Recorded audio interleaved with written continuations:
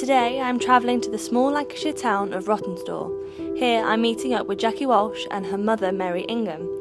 Mary was diagnosed with Alzheimer's, which is a form of dementia, almost 7 years ago, and has been facing it day by day since then. You take that nail polish off, don't you? Picking it? I know, I'll take it off after for her. Well, firstly, about 5 years ago, maybe more, maybe 7 years ago to be honest, we thought she had a problem, so we took her to the doctors and she went for a brain scan and he said everything was fine. It's just a part of old age.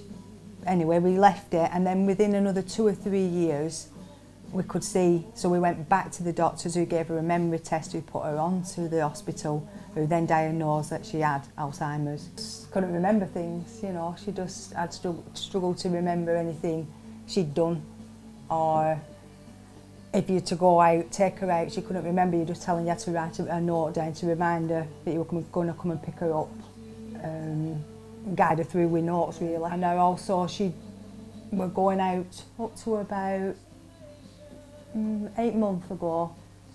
She was trotting down to Rawtenstall to Tesco's and back and buying the little bits, usually the same things, and then all of a sudden, about last summer, she just stopped. About 8 or 9 months ago, just stopped going. So I never moved out of the house then really, unless she was going with somebody. Yeah, it was very sad having to go down and look after him, but at the same time, it came into my daily routine.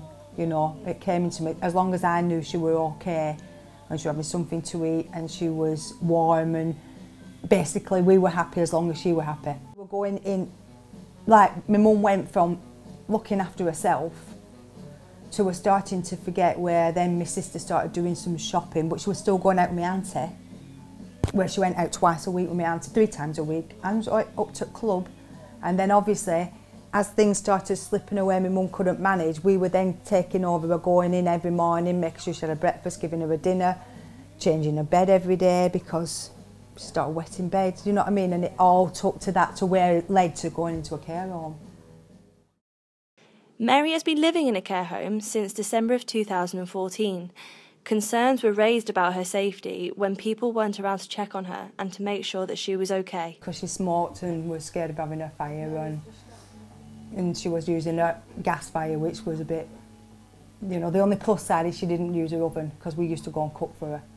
It is upsetting to see from an outsider's perspective how Mary has become so unconscious to what is happening to her, and also how it is affecting her family who are around her. Oh, I don't want to do anything. I think she really, it's had as big effect on my mum as it has on us.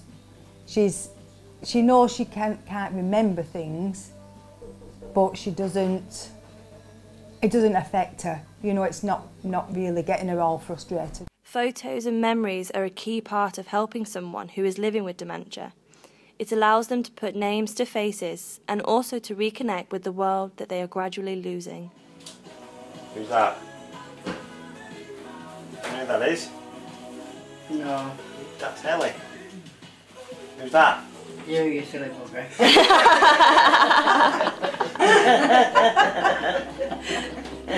It is clear to see how important these short-lived memories mean to somebody like Mary, but also to her family. They allow them to hold on to her persona for just a little bit longer. Oh.